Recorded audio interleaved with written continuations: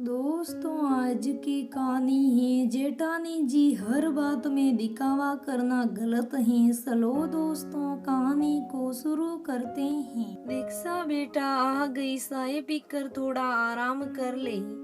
याद है ना, शाम को शर्मा अंकल की बेटी की शादी में जाना है। दीक्षा प्रोफेसर साहब के 3 बच्चों में से सबसे बड़ी बेटी है। एमबीए करने के बाद एक मल्टीनेशनल कंपनी में सॉफ्टवेयर इंजीनियर है। सबसे छोटी बेटी अन्नू 12वीं में है और बेटा अक्षित अभी 10वीं में पढ़ रहा है। दीक्षा शांत और सादगी पसंद, उसके ठीक विपरीत अन्नू बेहद सुलबुली और सजने संवरने की शौकीन। बस भत्ता भर चल जाएगी। कहीं जाना है, अन्नू की तैयारियां शुरू हो जाती हैं।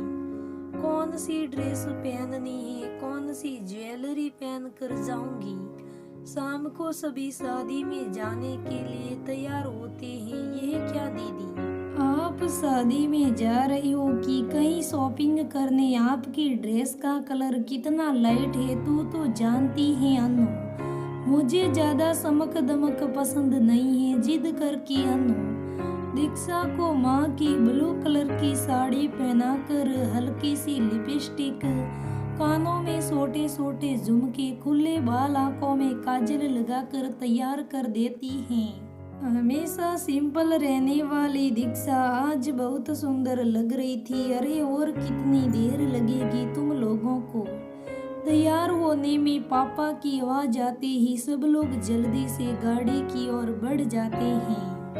जैसे कि आजकल की शादियों में होता है, मेकअप से बने सुंदर चेहरे, गहनों और कपड़ों की नुमाइश करते हुए लोग शोर शराब सभी अपने अपने ग्रुप में मिलकर एंजॉय करते हैं।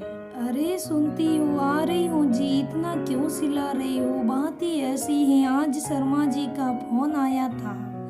उनके यहाँ शादी में नवीन संत जी की फैमिली को अपने बेटे के लिए हमारी दीक्षा बहुत पसंद आ गई है। कौन नवीन चंद्र जी? कहीं वे तो नहीं जो कई फैक्ट्रियों के मालिक हैं? हाँ, वही अपने छोटे बेटे के लिए हमारी दीक्षा को चाहते हैं। उनका छोटा बेटा ऑस्ट्रेलिया से बिजनेस मैनेजमेंट की डिग्री ले आया है, यहाँ पर अपना बिजनेस संभालता है। पर उनका और हमारा क्या मुकाबला। माना कि हमारे यहाँ किसी चीज की कमी नहीं है, लेकिन वह तो बहुत बड़े लोग हैं। फिर दीक्षा से भी पूछना पड़ेगा, वह इतनी जल्दी शादी करना भी चाहती हैं कि नहीं। कुछ दिन के बाद नवीन चंद्र जी की फैमिली अपने बेटे साहिल के साथ दीक्षा के घर पर आती है। हमें आपकी बेटी बहुत पसंद है, हमें दहेज में कुछ नहीं चाहिए, दीक्षा के पापा ने नम्रतापूर्वक कहा। हमारे पास आपके जितना पैसा नहीं है, पर हमारे बेटी के पास संस्कारों की दौलत है। दीक्षा को भी साहिल का सरल स्वभाव भा जाता है। उन लोगों को उसकी नौकरी करने पर भी कोई ऐतराज नहीं होता है। शुभ मुहूर्त में शादी करके दीक्षा अपने ससुराल आ जाती है।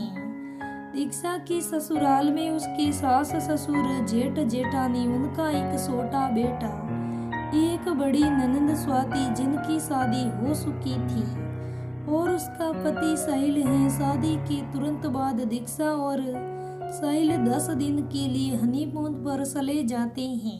हनीमून से लौटकर दीक्षा अपना ऑफिस ज्वाइन कर लेती है। ससुराल में सभी का स्वभाव बहुत अच्छा है।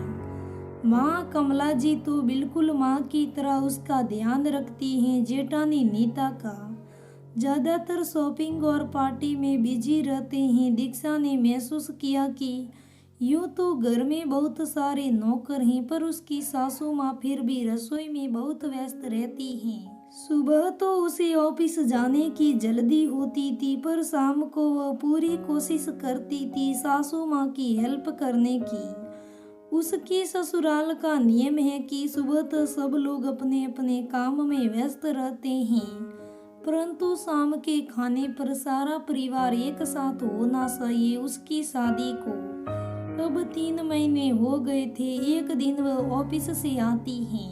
तो सासू माँ बोलती है, बेटा त्योहार आ रहे हैं, कल मैंने ज्वेलर को घर पर बुलाया है, तुम भी अपने लिए गहने पसंद कर लो और नीता के साथ जाकर अपनी शॉपिंग भी कर लेना। अगले दिन नीता अपनी कुछ सहेलियों को भी अपने घर पर बुला लेती हैं। सभी अपने लिए गहने पसंद करने में लग जाते हैं। दीक्षा बोलती है, मम्मी जी मेरे पास तो अभी शादी के इतने भारी भारी गहने रखे हुए हैं, वो मैं कहाँ पहनती हूँ। आप बोल रहे हैं तो मैं ये हल्का वाला सेट ले लेती हूँ। जैसे तेरी मर्जी बेटा। सासू जी खुद एक मध्यम वर्गीय परिवार से आई हुई हैं, इसलिए वह दीक्षा के मन की बात समझ जाती हैं। नीता की एक सहेली बोलती है, मैं तो करवा चौथ के लिए लहंगा लूंगी, मैंने एक फिल्म में देखा था, उसके साथ का मैचिंग डायमंड का सेट मैं तो करवा चौथ पर नया ले लेती हूँ, पुराना मुझे कुछ भी पसंद नहीं है। दीक्षा बहुत देर से उन लोगों की बातें सुन रही थी, अब उससे चुप नहीं रह गया। फिर तो हर बार पति भी नया होना चाहिए। दीक्षा के मुंह से ये सुनकर उसका मुंह देखने लायक हो गया। आप लोग हर बार इतने कपड़े बनवाते हो, दोबारा उसको पहनना नहीं होता है। ये तो उस रिप्रेशन में पहना था, ये उस पार्टी में पहना था। फिल्म हीरोइन की नकल, उनके तो कपड़े हमेशा खास होते हैं, ये उनका काम है, इसलिए उनको हमेशा मेकअप में है और भारी भारी कपड़ों में रहना पड़ता है। अपने घर में वो लोग भी बिल्कुल सादा और बिना मेकअप के रहते हैं। मुझे तो रोज ऑफिस जाना होता है, मेरे पास अपनी शादी के इतने कपड़े रखे हैं जो पहले एक बार भी नहीं पहने, मैं वही पहन लूंगी। बस उसकी संगत गलत है। दीक्षा और सासू माँ दोनों मिलकर शाम के खाने की तैयारी में लग जाती है। वह देखकर हैरान रह जाती है कि नीता उसके पास आकर कहती है, तुमने मेरी आंखें खोल दी, मैं तुम्हें बहुत गलत समझती थी, अब मैं भी तुम जैसा बनने की कोशिश करूंगी। दोस्तों, कहानी से सीख मिलती है कि दिखावे की दुनिया कहीं भी नहीं चलती। हम तो जैसा हो सके हमें अपनी अपनी पसंद से रहना चाहिए, दूसरों की देखा देखी नहीं करनी चाहिए। दोस्तों, कहानी कैसी लगी मुझे कमेंट करके जरूर बताना। अगर कहानी अच्छी लगी तो लाइक करना, शेयर करना, मेरे चैनल को सब्सक्राइब करना। धन्यवाद दोस्तों, हम फिर मिलेंगे अगले वीडियो में, तब तक बने रहे हमारे साथ। अगला वीडियो जल्दी से जल्दी देखने के लिए हमारे चैनल को सब्सक्राइब कर लीजिए ताकि हमारे हर वीडियो की नोटिफिकेशन जल्दी से जल्दी आपके पास पहुंच सके।